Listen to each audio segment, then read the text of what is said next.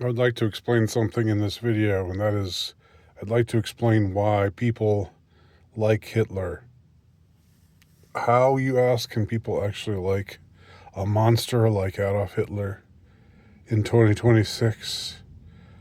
And you might think that it's all about no, the plague of noticing that's being widely discussed, of noticing certain ethnicities having a lot of power in a lot of ways, and how we're not supposed to notice the things, how we're not supposed to notice that about them. Well, for some people that might be the case, but I think it goes deeper than that, and I'm going to try to explain it here. There's a lot of there are a lot of people in the world today who feel separated, atomized, alienated,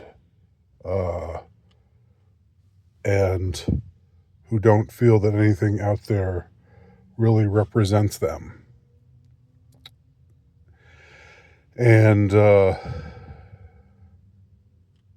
these people have grown to hate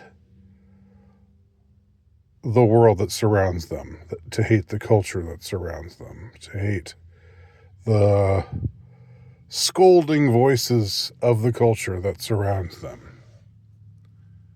Now, in a previous time, in a religious time, such people as this might develop what Mick Jagger called sympathy for the devil. Because in a different sort of time, the devil would be the one who would be held up as the object of hatred, as the person, as the being that we should all despise. And we show our virtue by showing how much we are against him. But today, that's not the case anymore with the world that surrounds us. The world that surrounds us says, "Hey, if you're into the devil, that's all right. Different strokes for different folks. No problem. But if you're into Hitler, what? You're into Hitler? You like Hitler? You like Hitler?" And they spaz out, right? And they do.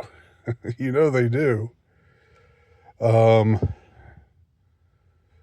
So given that, Hitler has holds the position of being maybe not the most hated man in history, but the man whom we are supposed to think of as the most hateful man ever to have lived, as the most evil man ever to have lived.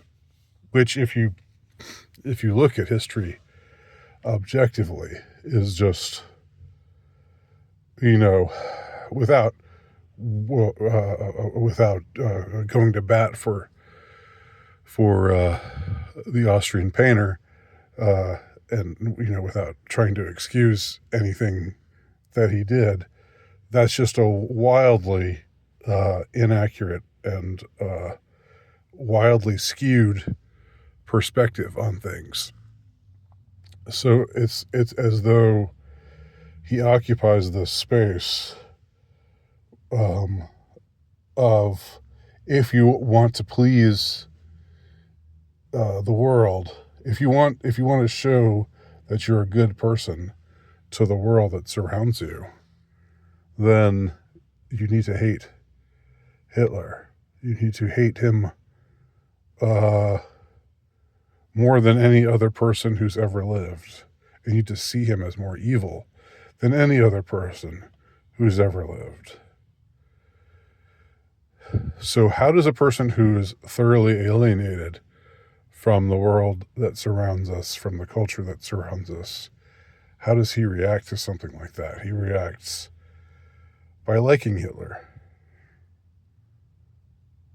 because he sees in Hitler, uh,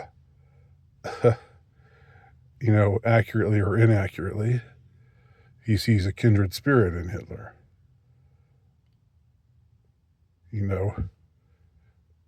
At the risk of being blasphemous. Remember the quote, if the world hates you, know that it hated me before it hated you. Who said that? Not Hitler.